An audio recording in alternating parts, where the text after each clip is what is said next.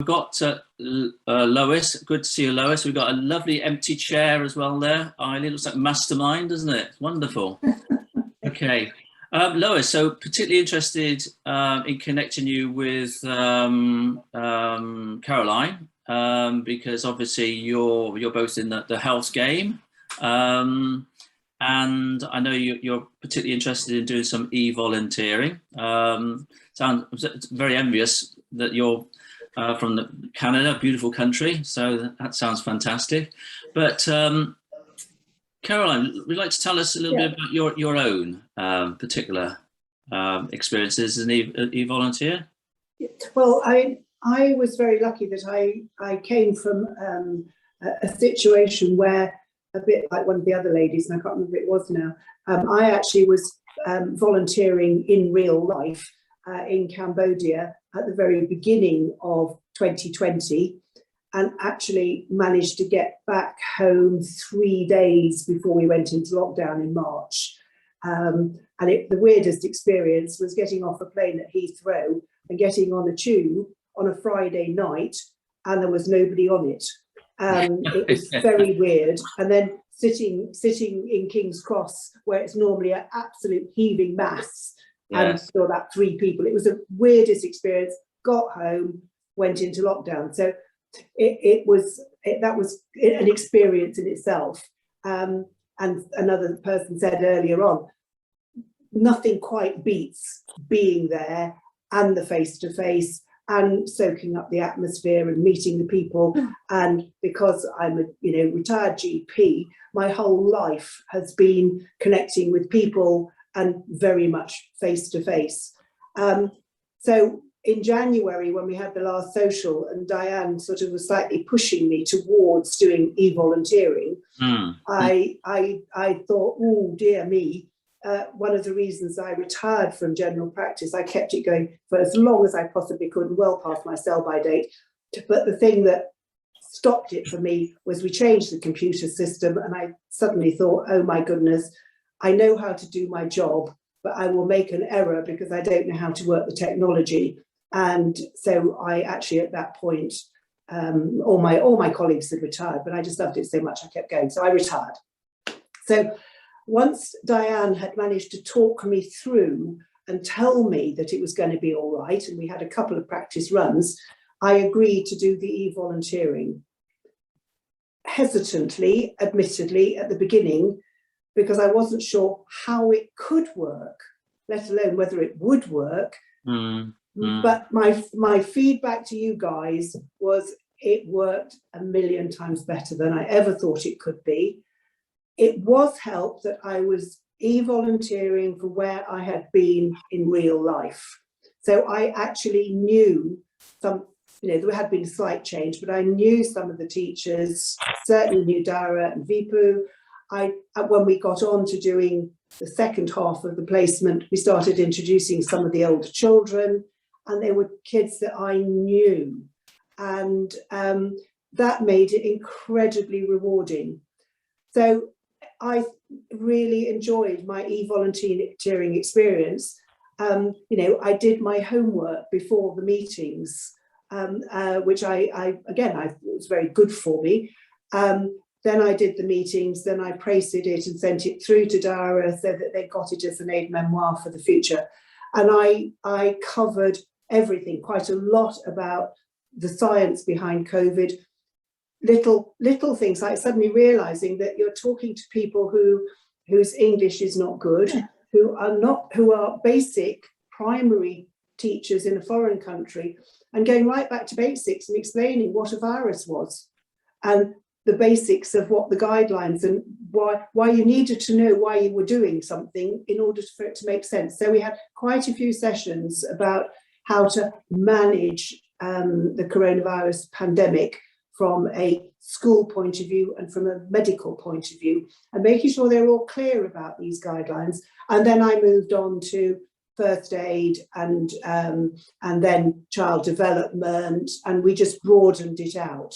And the feedback I got was very good, which is always great. And I also enjoyed it enormously, and I would be very happy to do it again either elsewhere, or should there be a need? Because I think I feel now confident that it is possible. Whereas right back when January, when I started sort of thinking about the e-volunteering, I was very apprehensive. Okay. Lois, do you have any particular questions for Carol? I'm just conscious there's obviously a really good direct link here in terms of medicine. Yeah. And Lois, I did a good bit of my paediatric training at Sick Kids in Toronto as a resident. So that's, you know, I went from being a very junior paediatrician in England, came and did a placement for just over a year at Sick Kids in Toronto, with planning to come back and get my staff grade and set up in practice. But then I got engaged to an Englishman, and then I got pregnant, and, you know, and it never happened. So I went into general practice in England, which was great. Well, thank you so much for sharing your experience. It sounds really exciting, and I'm looking forward to the e-volunteering. I guess, like yourself, I think, as you kind of mentioned, I was thinking, how is this going to work? Because I initially wanted to go there, but yeah, I think I feel, listening to everybody, I think I feel comfortable that it should be something that's doable. But yeah. The staff, certainly, I can only speak about Cambodia, but the staff there are very engaging and are very ready to be engaged. And I felt, and I think Paul would endorse this, they grew in stature during the course of it. They asked relevant questions as we progressed. And I suggested on several occasions that they actually asked the students as well as the staff, you know, to ask me some questions in advance so we could cover things that I might not have thought about. And I have to say, some of the questions were interesting. Just to give you a brief resume of my own experience before we move on to talk to others on our call. I mean, I visited the school. I was fortunate enough to do that in late 2019, the end of a sort of a Vietnam Cambodia tour. So I met Michael Dara, who's a young head, inexperienced Very head, young. full of enthusiasm. He looks as if he's about to take his GCSEs, but don't be led by that at all. So I was fortunate to actually visit the school with a view to doing a physical placement. Then obviously the dreaded COVID hit us. I'd done one previous placement in 2015 in Sri Lanka a month, and that was just general sort of teaching, English teaching, some sport. But with this particular placement, which I did this year, January to March, it was a direct mentoring of Dara, because my background is obviously in education, English teacher, but also head teacher for 15 years. So for me, I needed to be directed really as to what they wanted out of me. Teacher training is not particularly sophisticated, I have to say, in Cambodia. Nothing is sophisticated in Cambodia. That's being diplomatic, I guess. So there's a lot to sort of cover, really. And we covered a lot of areas in the 3 months, but the original idea was looking at sort of lesson plans. But then it evolved. It's a very interesting sort of three months. We drew Vipu in, who's a lovely lady. She's a young, newly appointed deputy head. And at our weekly meetings, they just soaked up all the information, because we moved through from lesson plans to ultimately to whole school mission statements and the actual school development plan.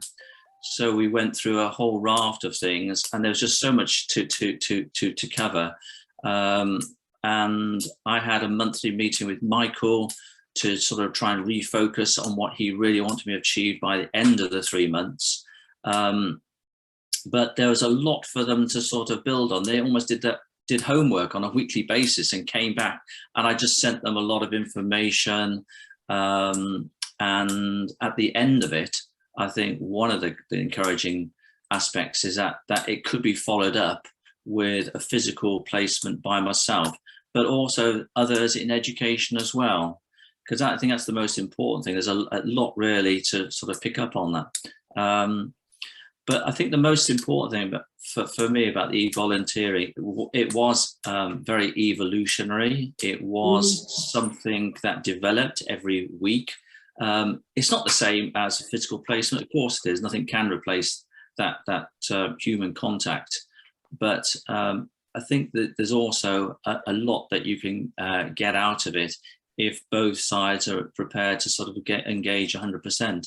And that certainly he's got lovely staff there. Michael is very, very supportive, and he actually appointed Vipu as well, so it's a great appointment on his behalf.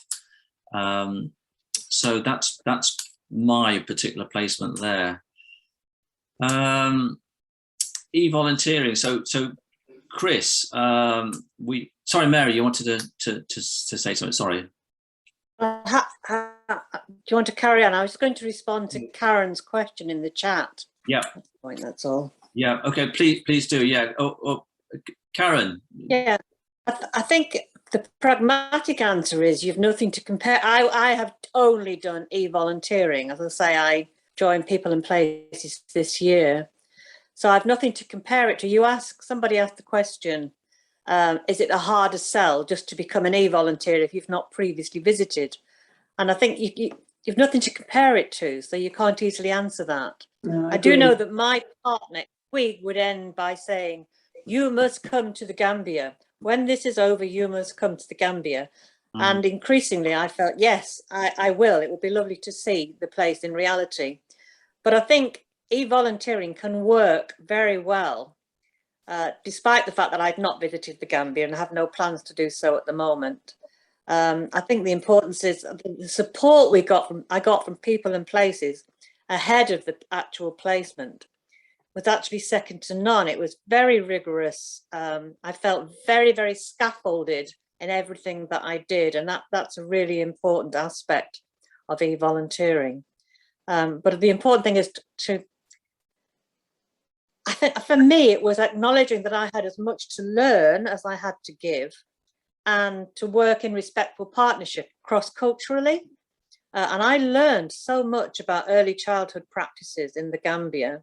I hope Lisong learned quite a bit from me too, from the theoretical element, but it was genuinely an equal partnership, and that's what I really, really appreciated. Yeah, Caroline? Having had experience of both, and I think I already mentioned, from their point of view, I think what they got from me, it was immaterial whether I had been there before or not. From my point of view, it was just lovely to see these gorgeous people who I'd spent 6 weeks with again.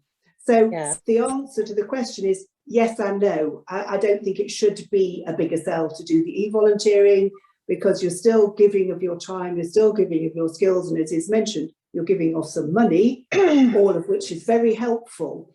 And so I think it's a personal thing. I love seeing them all again, but it wouldn't have mattered if I hadn't been there. Yeah. And I'd endorse and agree with that. The fact that I visited for half a day was lovely, but it wasn't the selling point for me. I think I could have done the e-volunteering quite easy, independently of that. It was useful, but not as important. Yeah. Yvonne, you are a campaigner of many years, aren't you, with volunteers? Yes, I haven't actually e-volunteered. My granddaughter and I made a number of educational videos yes. For primary science, and but I haven't actually done any e-volunteering. I've done a lot of, I wouldn't say proper volunteering, that doesn't sound right, real volunteering, actually, in the flesh, in all sorts of places. But, and I think it would be, I think I would probably like to try to do the e-volunteering. I think it might be more rewarding than making the little videos, which, as I say, well, they worked out quite useful. We used them here for children who were, when we were in lockdown, some of the children were in school and some weren't. And by using the videos, we were able to keep both lots of children in contact with each other. You know, they'd seen the same videos, they had the same lessons, and it was quite hard work teaching so many of the class in class and so many of them online, especially when they were sharing one computer or one pad between about 2 or 3 children. So yeah, I mean, it was, you know, the actual teaching over here was more complicated, I think, than what they've had out in Cambodia. They seem to be able to be coping better than we were.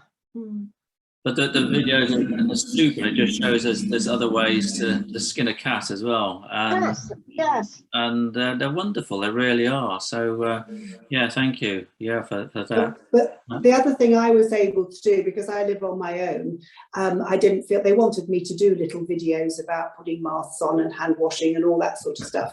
And I said, I feel absolutely stupid. I don't know how to do it. I can't do it.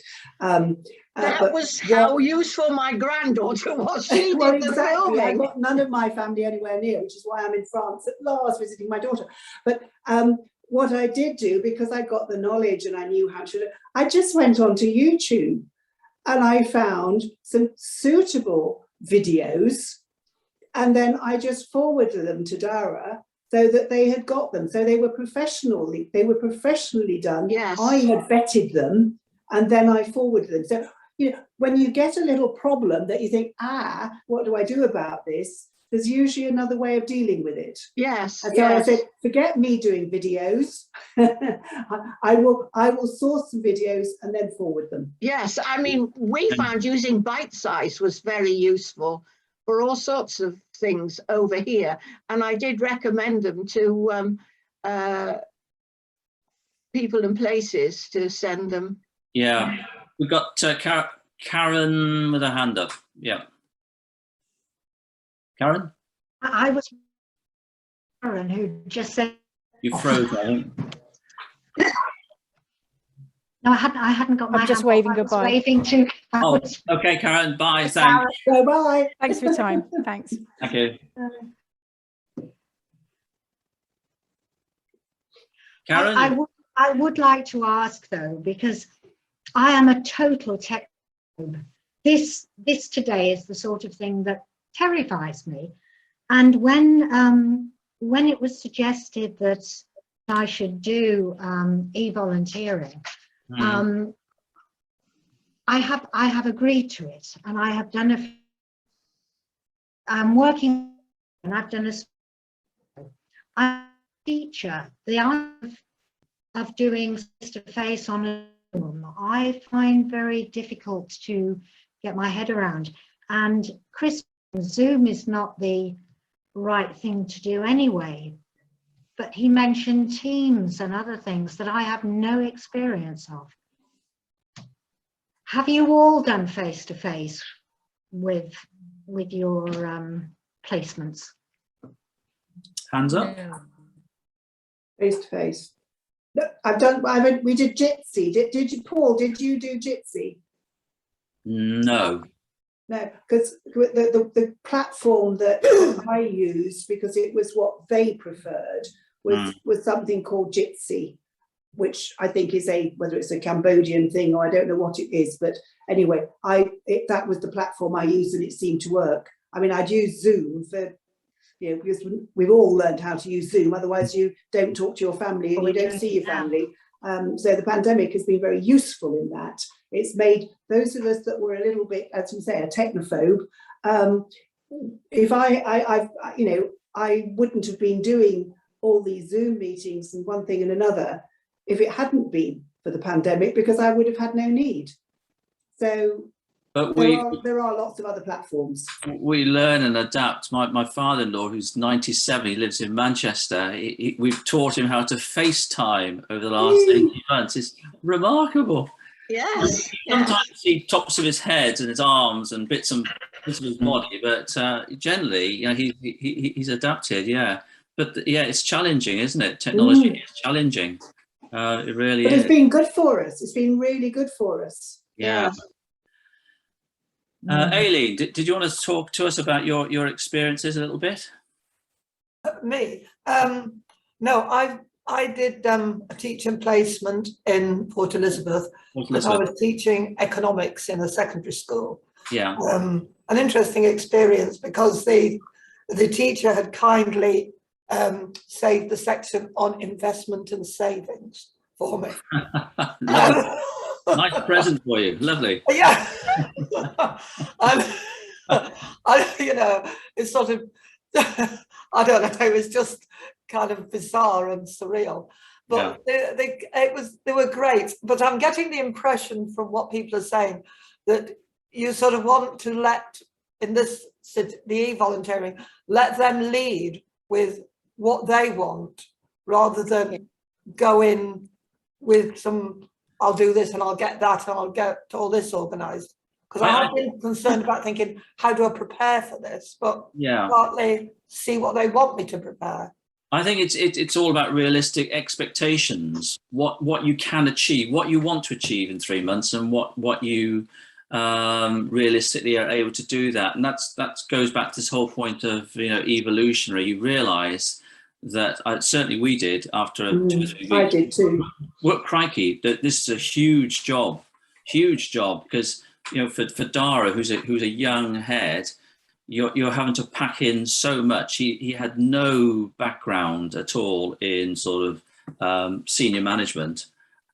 He was a teacher who'd been asked to take on a headship. So as I said, as the weeks and months went on, it became obvious that we had to focus on what was important. We almost had to put together a batting order. Lois, that's cricket, by the way. I don't know if you play that in Canada. A batting order for what is important and the priorities, really. I don't know if anyone had that experience. Caroline, you obviously did. Yes, I mean, basically, I think you're correct. What I did, this is where people and places, I have to say, are second to none. They are so supportive, but they went to Michael. Michael discussed it with the staff, because I said, I need to know what you want me to do. Yeah. And they sent me an outline of the sort of areas they wanted me to cover. I then looked at that. I then had a Zoom meeting with Michael and Dara and Diane to go through things that I wanted to change, such as I'm not doing video presentations, but also 1 or 2 other things I thought might be relevant. And so we put that up. We had a weekly schedule that was agreed in advance, but then halfway through, we changed it and brought in some other topics and other members of staff that then we decided it might be relevant to. And so it was an evolving process. And I think that is one of the things that was so important, because until you start doing it, until they start receiving it, they think they know what they want to know about, but then they think of other things. And so this is where you have to be flexible. And it actually worked really well because of that. We just jiggled around a bit with it and made some alterations. And that wasn't difficult because we did it not just as we went along, but in advance enough for me to do any bit of reading up I needed to do to make sure I was, and particularly with the coronavirus aspects, because things were evolving the whole time, and what they needed to know then wasn't necessarily what they needed to know now. So I think that was an important thing that anybody should know, is you do need to know what they want. You then need to work on that and say, what can I deliver? And then you need to be prepared to change it. Yeah, no, it's a very, very good point indeed. Chris, I'm conscious you have just literally finished or finishing your e-volunteering placement in South Africa. Is the same experience for you as well? Things changed, you had to adapt, you had to be flexible? Oh, I've only just started, Paul. Oh, you just started, beg your pardon, sorry. Literally only just started. You know, today was my second session. Already what people are saying, you know, is ringing true, absolutely. Mm-hmm. You know, the very good support indeed from Diane and People and Places.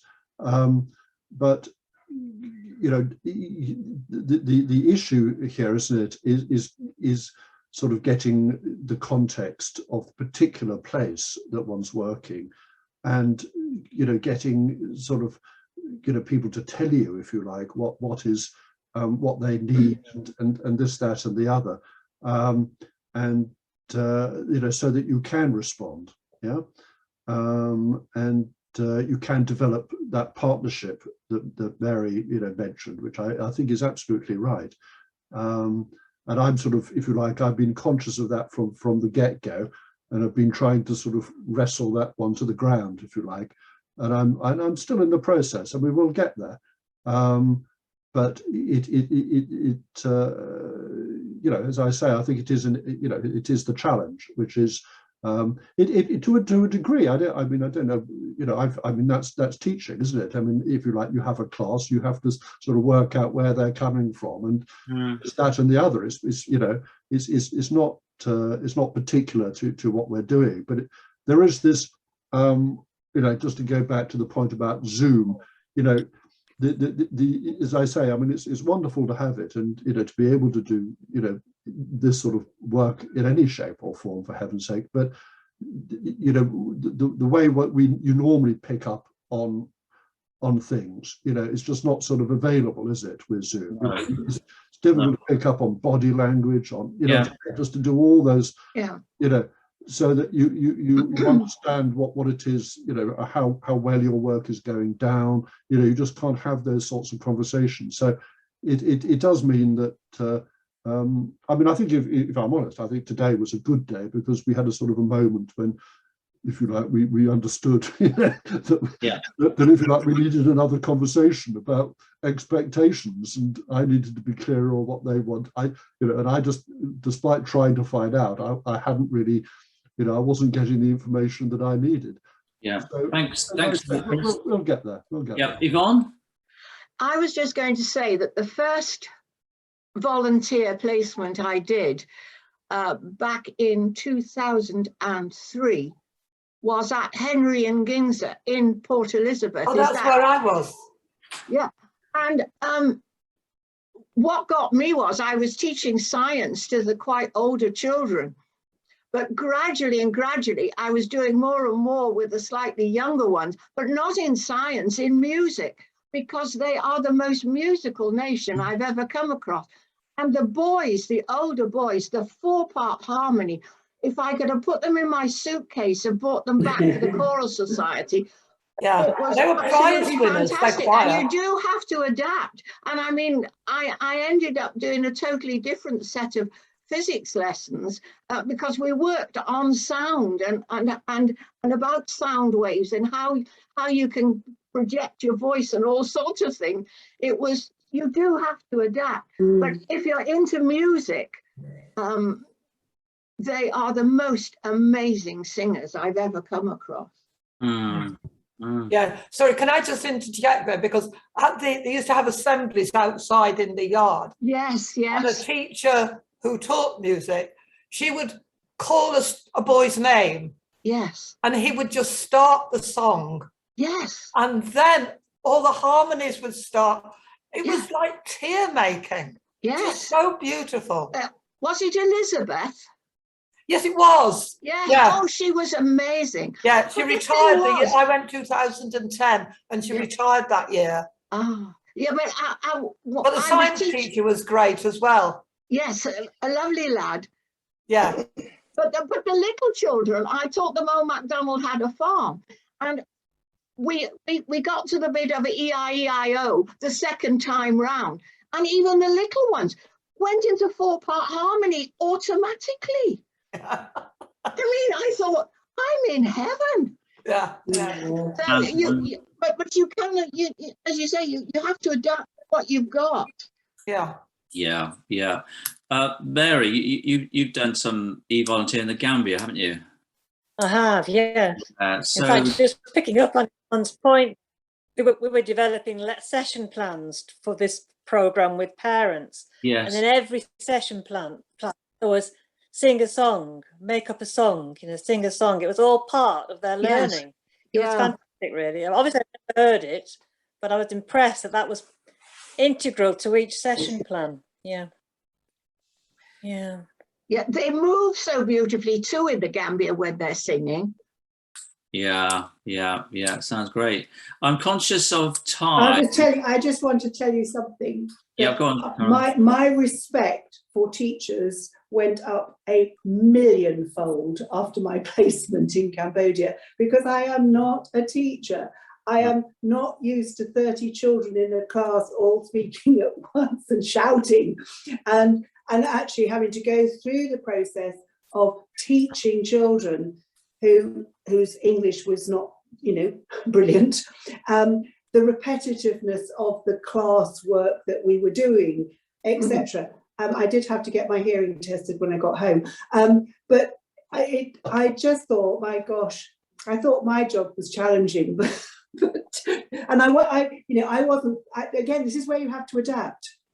I went over there not as a medic, but as a volunteer with medical experience, and I said, "You just tell me what to do, and I'll do it. I don't, I'm not fussed. I've volunteered in Nepal. I've been all, I don't. Just tell me what you want me to do." And then, of course, they stick me in a class of 30 children and expect me to teach them. We got it. I rather loved it at the end of the day when I got on my bicycle and went away. And they were saying, "Bye, Teacher Caro, bye, Teacher Caro." And you think, wow, this is why we do this. It is so amazing. Yeah. So anyway, I respect. Lois, just conscious, we've probably got just a few more minutes. Do you have any particular questions to come out of what you've heard, or in particular, Caroline, as a medic as well?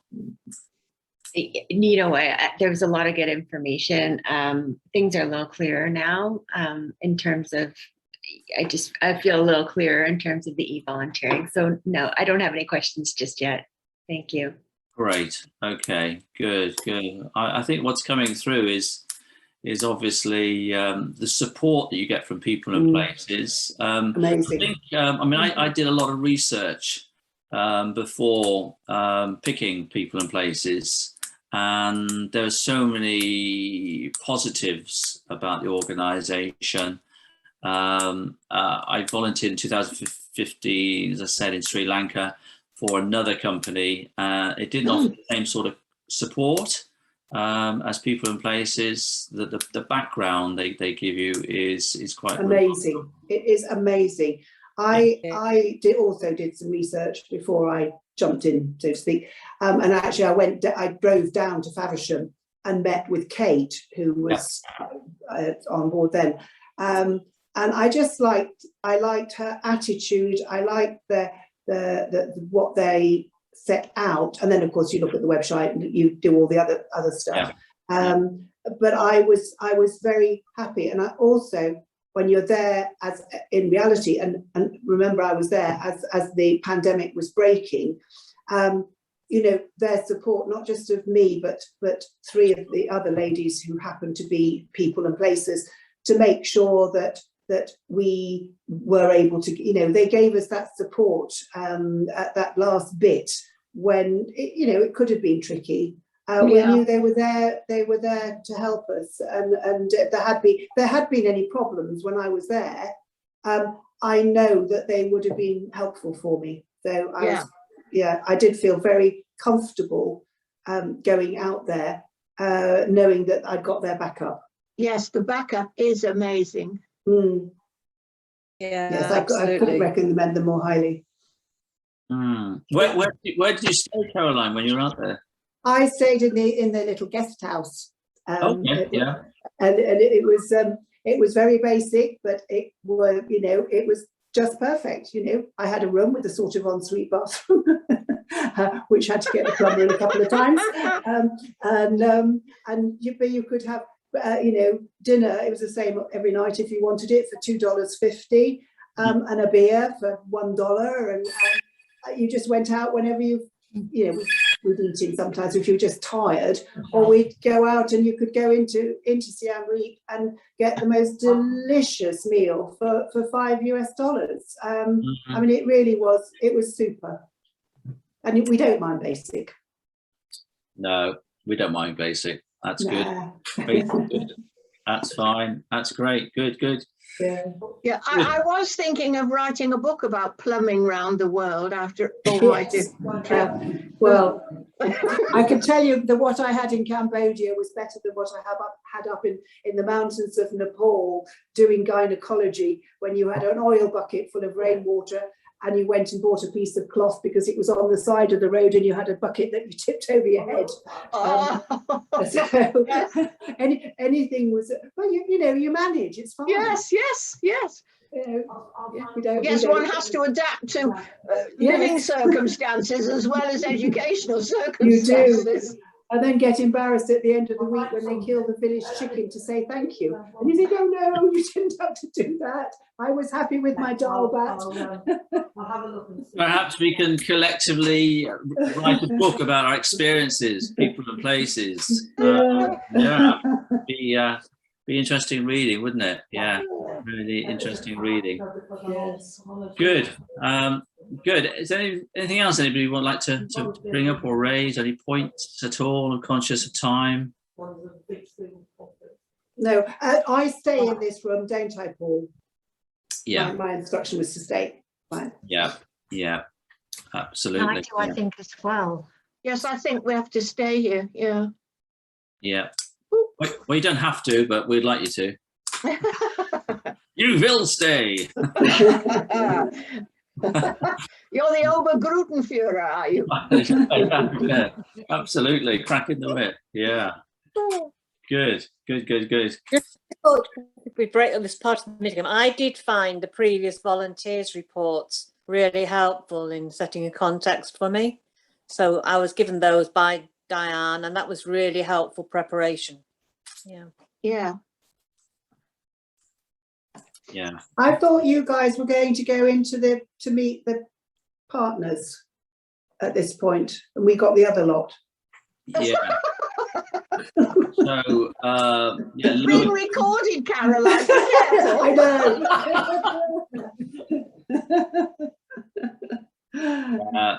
I think Lois and Eileen, you need to log out. Is somebody joining us? Yes. Oh, well, so we have to, what do we do? We go out? You leave this meeting and then you go into the partners meeting. So you'll then meet Michael. Leave the meeting, then log back in. Good luck. Okay. Good luck. Take care. I hope you do it because it's worth it. So, I and Lois should be going, and we've got Claudia. Hi, Claudia. And Linda. It's a blank screen at the moment. Oh, there she is. No, she's not. Hello, Jenny. Paul, I'll be back in a moment. Okay, Chris, no problem at all. Just popping the kettle on. Yeah. So Claudia here, Jenny's here, or Linda as well. Hello, Linda. Hello. Good. Well, welcome to our room. Yeah. Did you find the previous session useful? Yep. Very. Yeah. Okay. So, Linda, first of all, you're e-volunteering in the Gambia, hopefully, are you? That's right, yes, just at the beginning. I've gone through the process, and now I believe that I have to get together with Sally to work out a curriculum.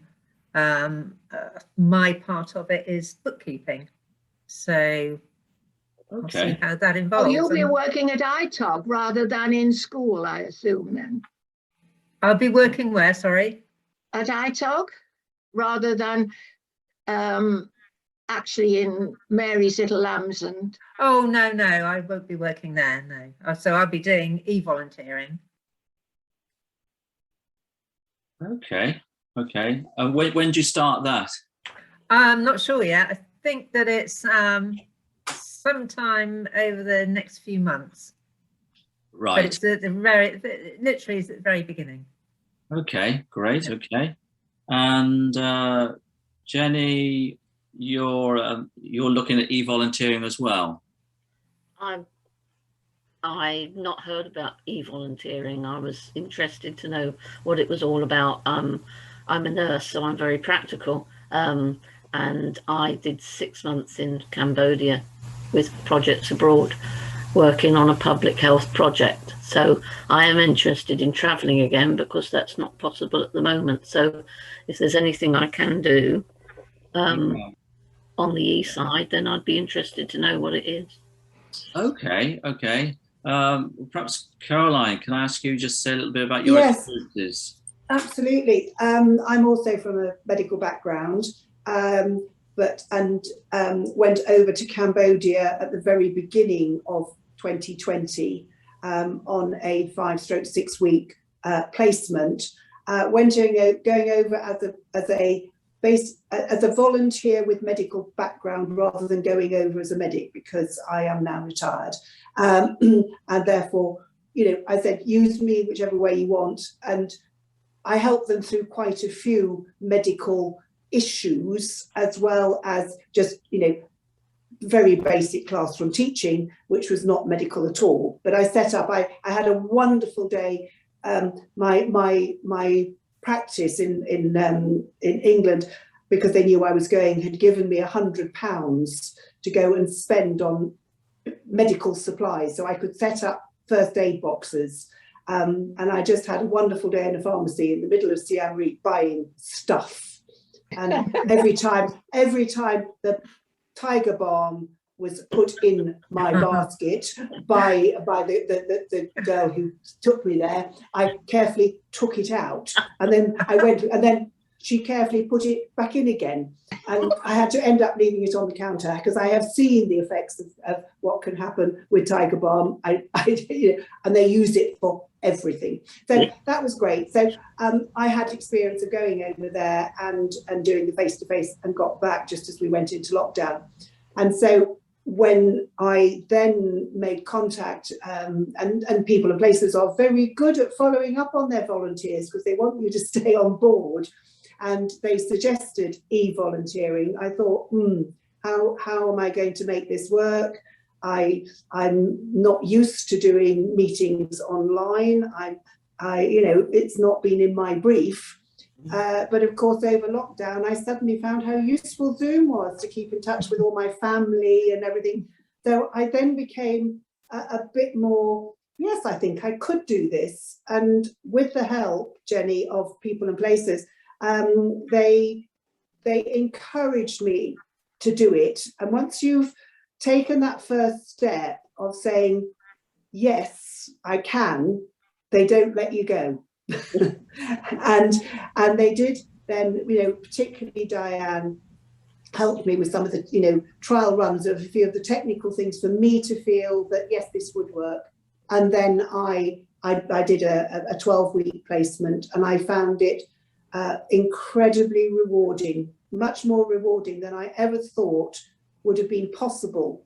I'm a people person, I'm a hands-on person, I've spent my life doing that sort of thing, and to start communicating in this format, it was out of my comfort zone, but it did work very well, better than I ever dared hope, and the positive feedback on both sides, for me to them and them to me, it made it a very rewarding experience. So I would, as somebody who was very hesitant, I can now say that to you, if you're interested, it's worth going down the road of taking it that step further and actually going through the process of what can I do, where can I do it, am I able to do it, and they will then help you that final mile.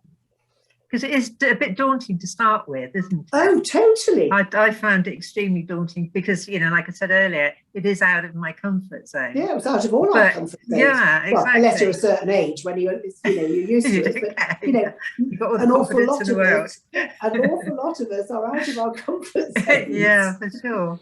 Well, to quote our revered leader, Mr. Boris Johnson, we live in unprecedented times, don't we? We're all learning new skills and new challenges, and it is. I think what's come through strongly in the previous session are words such as flexibility and adaptability and evolutionary. Certainly, when I started my placement, I was wondering how it was going to work, how feasible it was, how difficult it might be.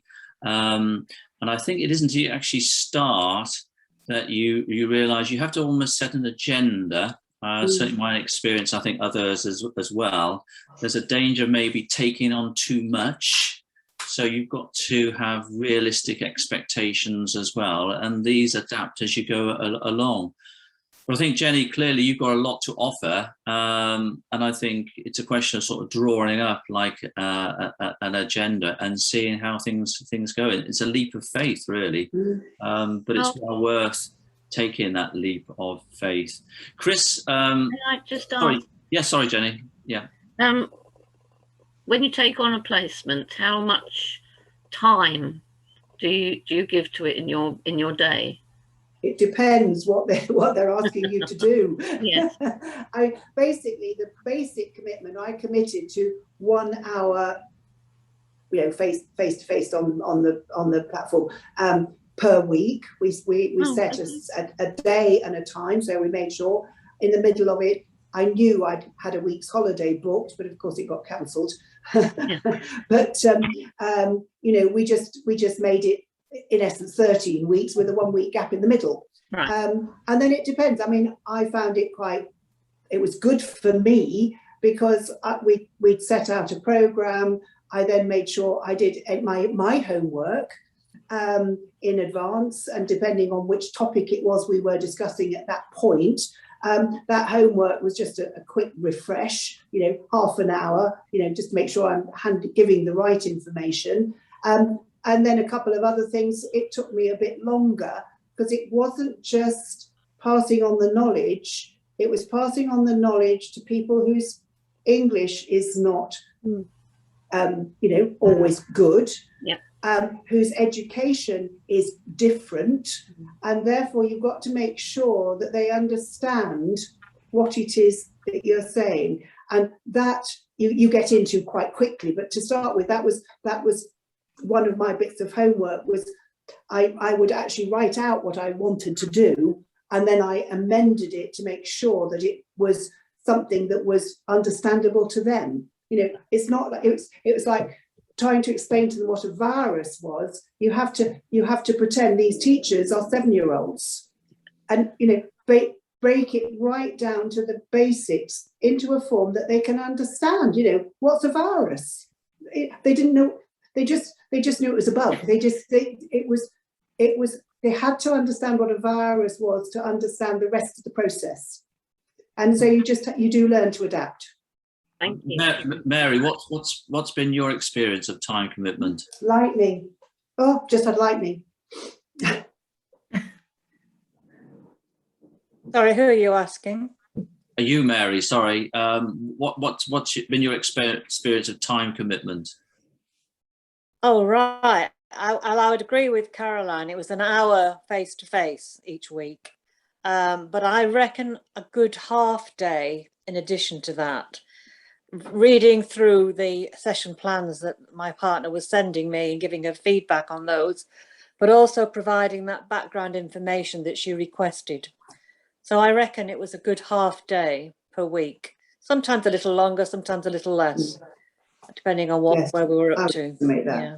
Thank you. Thank you. What about you, Chris? Yeah, so it's for me, it's roughly the same. I mean, my sessions, you know, an hour and a half, and you know, I sort of put in however much, you know, preparation I need, but you know, it's a sort of probably, you know, it's a sort of a day, but yeah. It's as I, you know, I mean, it's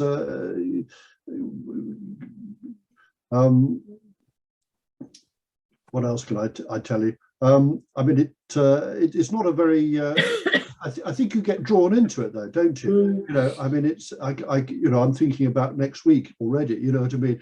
And I think there's a lot of sort of thinking time.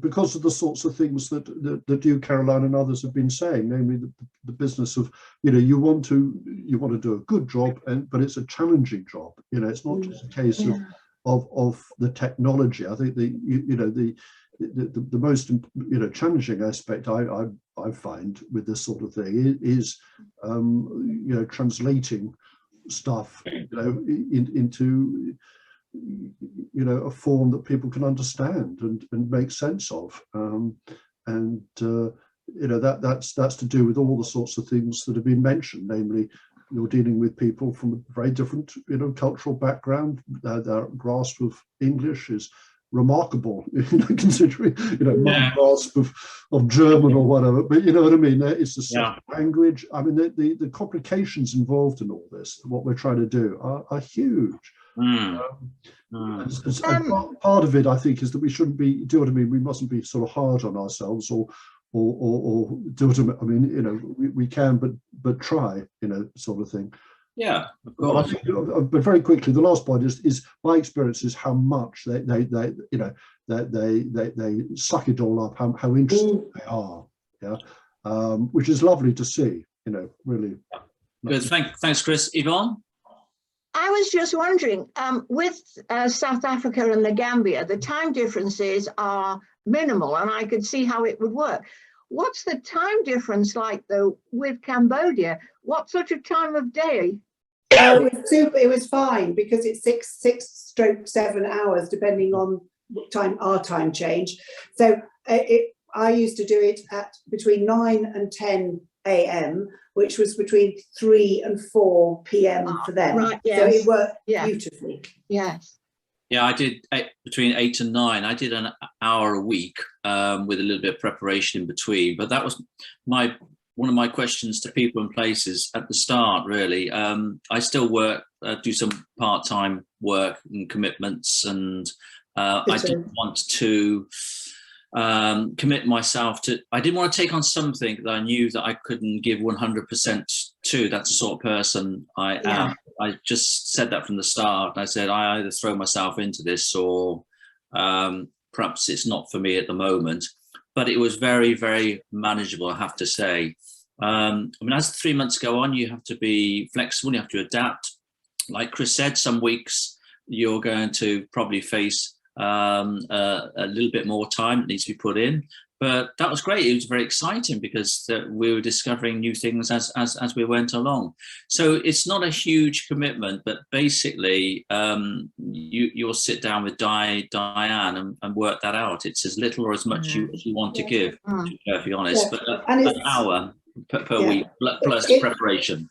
Yeah, and it's like anything, you know, I don't know about you guys, but you know, I've spent my life working to a schedule.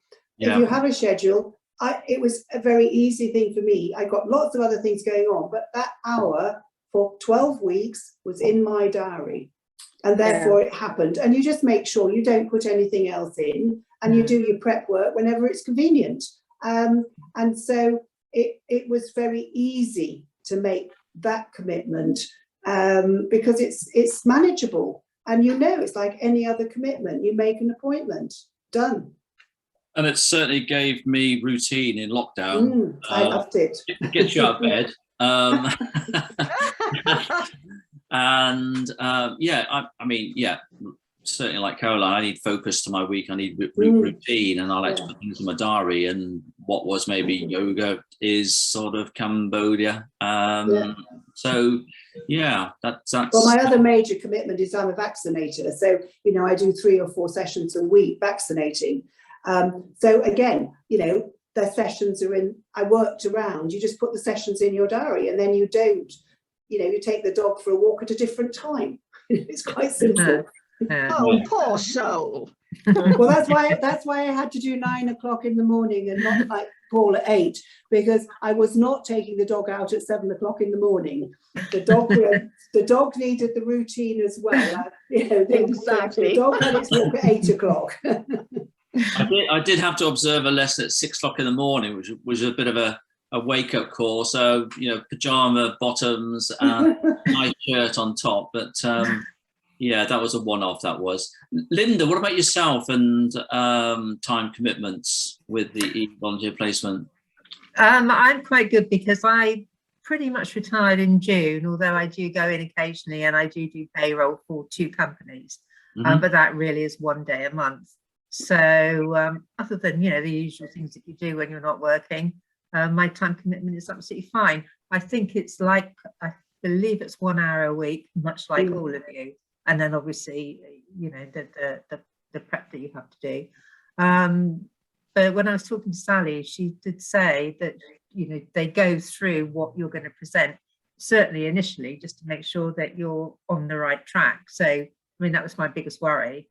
But they give you a lot of help. They do. Yeah, it really does. They seem very, very helpful, I have to say. So that took a lot of the worry away from me. I mean, obviously, you know, once I get into a bit, I'll be more settled, I'm sure. But they do seem really helpful. So I'm looking forward to it, I have to say. Yeah.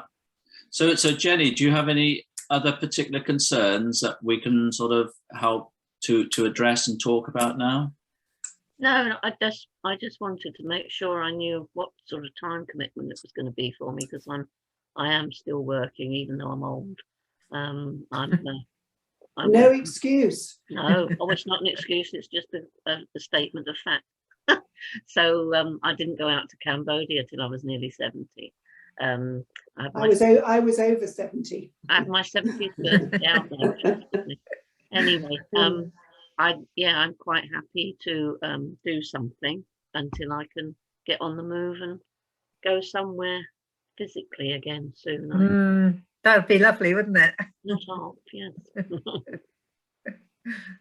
But I do think, Jenny, that's one of the things we all of us need to get over to volunteers collectively, is that age is not a barrier, and actually experience is not a barrier, because you get to a certain stage in your life and you have got experiences. Yes. And, you know, for an awful lot of people, you've brought up families, you've done stuff. We've all got something to share, and certainly I was over 70 when I went out, and I know the lady at the guest house used to worry about when I jumped on my bicycle to bike to Treac, but I think this is something that people do get a bit worried about, just like now embracing the technology. You can do it. You can do it, and it doesn't matter. I mean, I think I do take the point. We do need to encourage some younger volunteers. You know, it's great that those of us who have retired are giving of our time and our experiences and our expertise. But we do need younger people coming through. I took my granddaughter as part of her gap year. She came with me on my last trip to the Gambia, and I was hoping it would give her the bug, so that as she got older, she could come back. And her friends were amazed. Oh, you know, could we do that? So yes, it can be quite useful. I wouldn't take my grandson. He'd probably cause riots everywhere. He'd probably wreck the joint, wouldn't he? Yeah, no grandsons. Yeah. Can I bring in Claudia here, because she's a lecturer at Tourism College, and we've just, or Caroline's just brought up quite a wide, generic question. How do we encourage younger e-volunteers? Without putting you on the spot, Claudia, any thoughts? I think it's happening already. I think there is groups of student groups, college students who hooked up with projects overseas to do just what you're doing, but probably actually more intense or more hours per day. Partly because an existing program, for the same reasons, weren't able to travel, and quickly responded and coming up with some alternatives. And there, the feedback from what I know from one other example is that's been really good. And this was with a project between Belgium and Fiji. So there, the time difference must be around, what, 12 hours? I'm not sure. So yeah, it does work. I think for younger people generally to engage with volunteering, whether it is online or elsewhere, is seeing the benefits and giving it a go and trying it out to really experience this, and just to open up to a different set of level of society, meeting completely different people outside their normal group of people that they engage with, so outside their peers, outside their classes, outside their parents and families, to actually go out there. And I think a lot for young people that's really beneficial, because it's overcoming a little bit of a threshold as well, or taking them out of a comfort zone. But I think once you've actually done that, I think it's actually quite successful.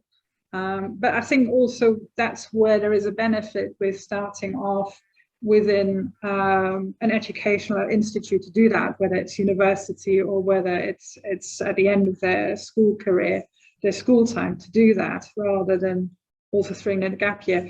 But gap years are still very popular, so that is still happening a lot, and that's still very popular. Not as well executed as People and Places, I should add. The popularity of volunteering amongst gappers has different outcomes, let's put it that way, and they're not all positive.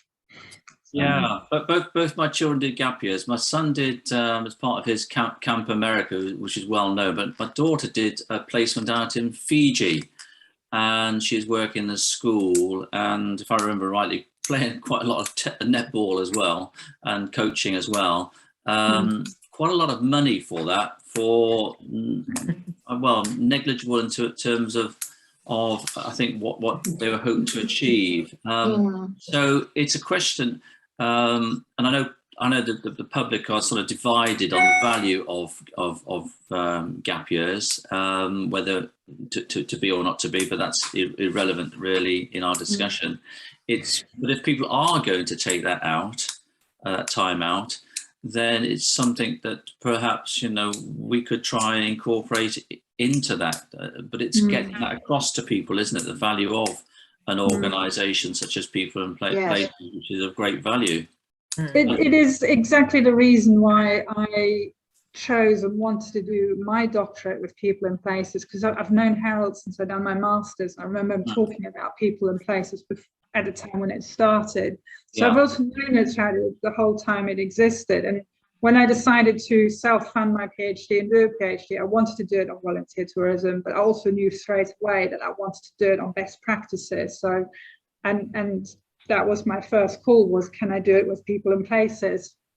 Because I always wanted to do just that, is explore the positive side of volunteering, the way I've known it when I used to work for Earthwatch a long time ago, having seen how much it's changed and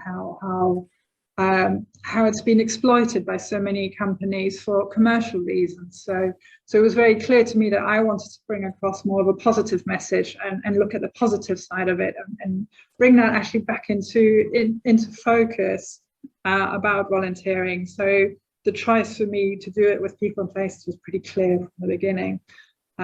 Is to really look at how it's done properly, and not focus on how lots of people and lots of companies are doing it really badly, unfortunately. So I'm just wondering if one of the lessons that COVID has taught us is certainly in lockdown, is how to slow down and sort of value things which are a lot more important in life than maybe getting out onto the hamster wheel and making lots of money. And I'm just wondering if there's a mindset. I don't know if I'm being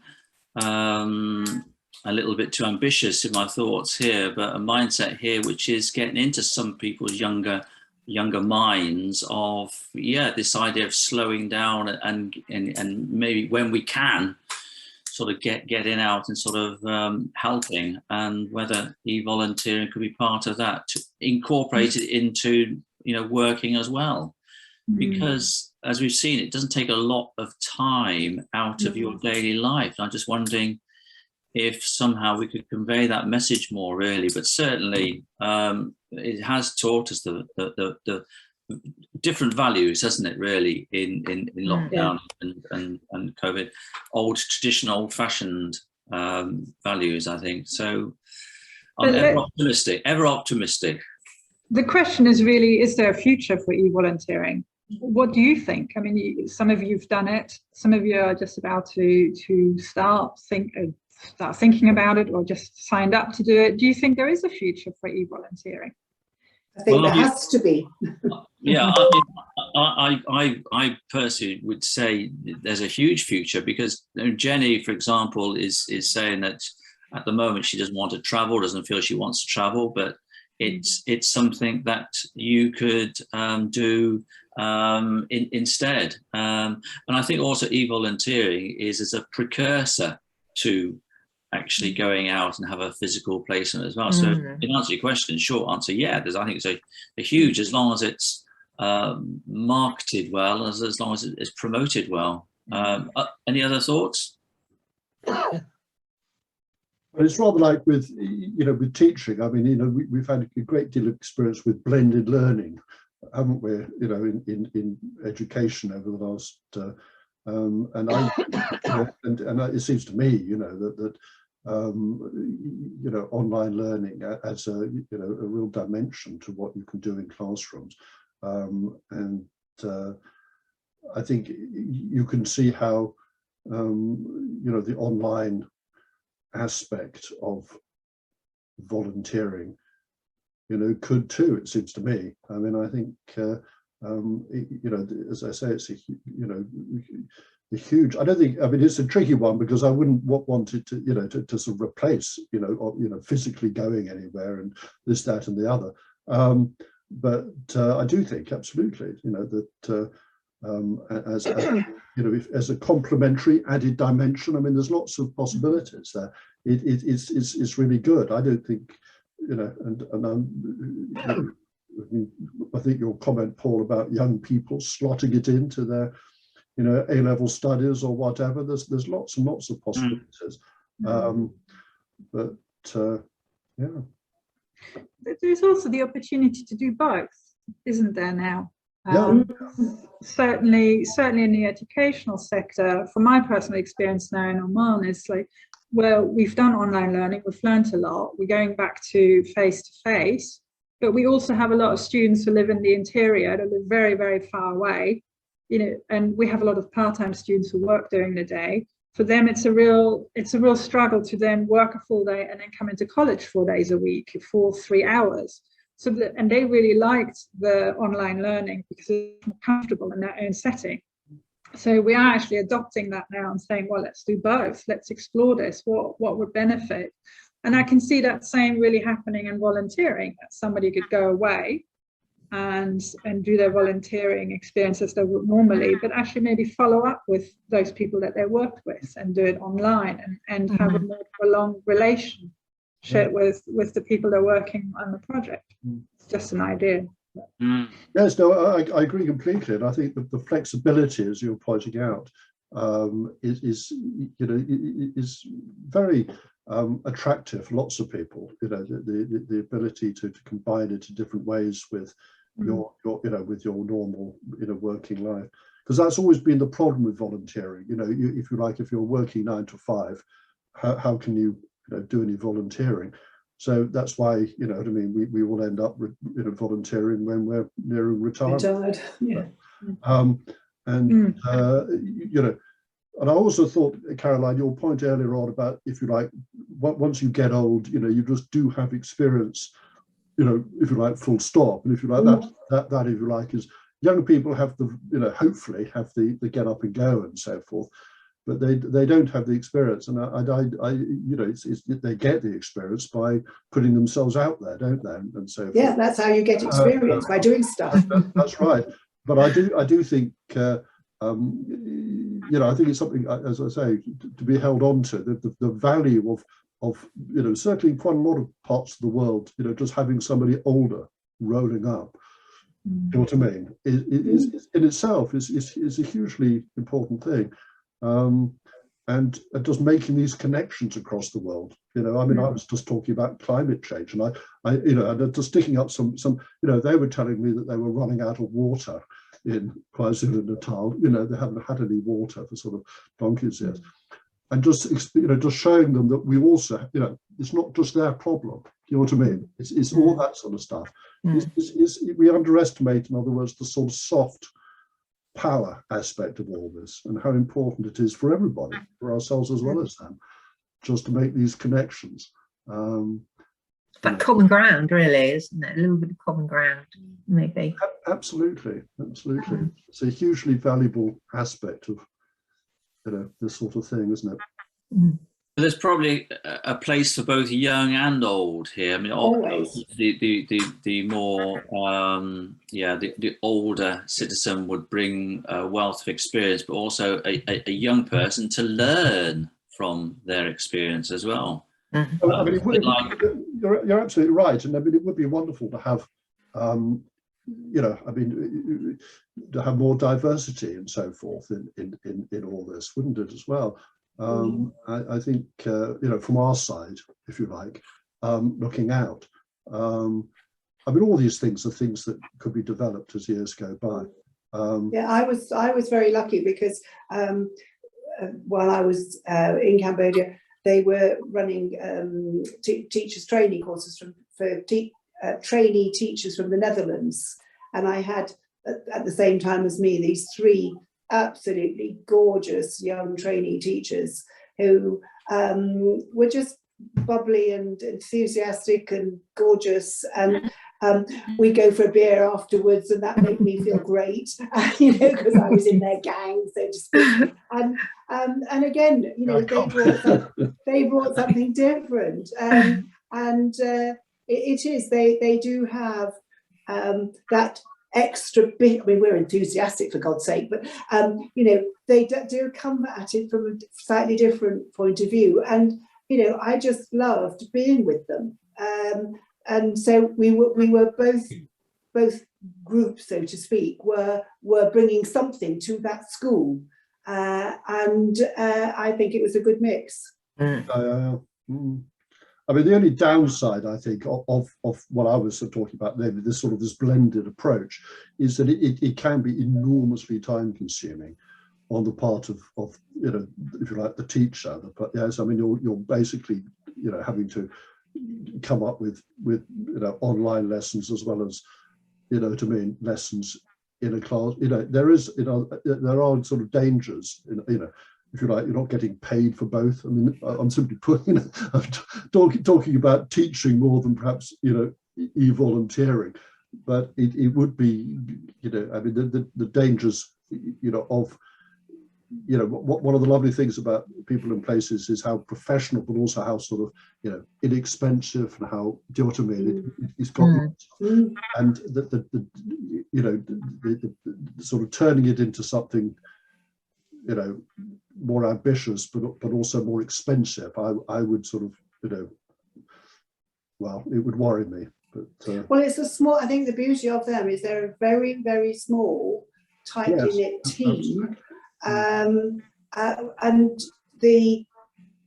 group of volunteers is quite small, which makes it very manageable, and you know, you do know who you're speaking to. It's not like some of the bigger groups, you know, where you never speak to the same person twice. And I would have found that awful.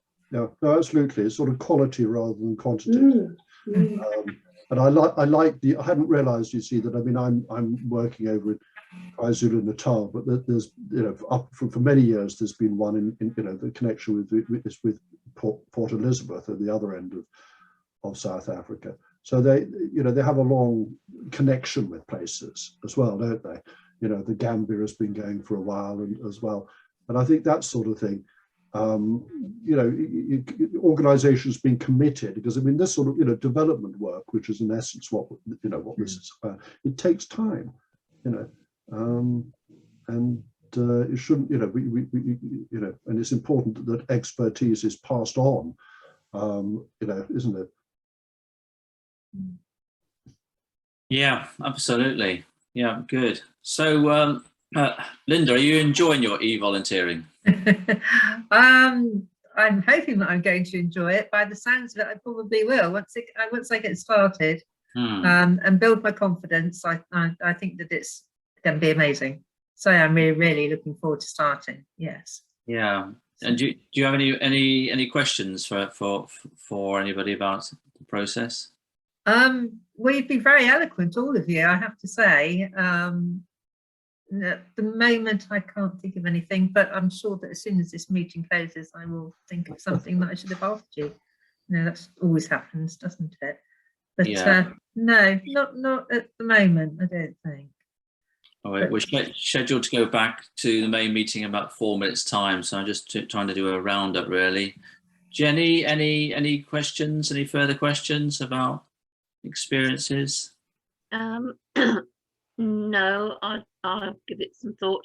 Obviously, I'm more anxious to go than to stay at home doing stuff, because I like to travel and I want to be out there. But until then, until I can travel again, this seems a good way of keeping my hand in and alongside the work I'm still doing, because I'm self-employed. So that would be great. Yeah. Okay, great, good. And you're particularly drawn back to Cambodia following your experience in 2006.